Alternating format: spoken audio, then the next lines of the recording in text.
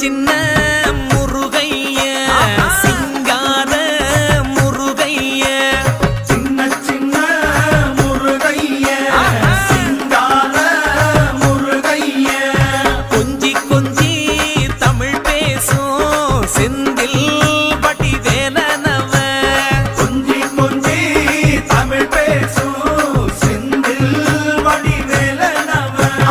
சின்ன சின்ன முருகைய சிங்கார முருகைய கொஞ்சி கொஞ்சி